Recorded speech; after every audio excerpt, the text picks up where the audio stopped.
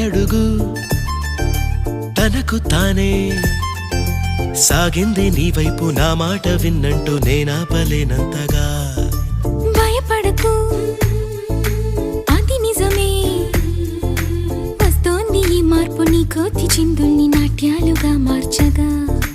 నన్నింతగా మార్చేందుకు నీకెవ్వరిచ్చారు హక్కు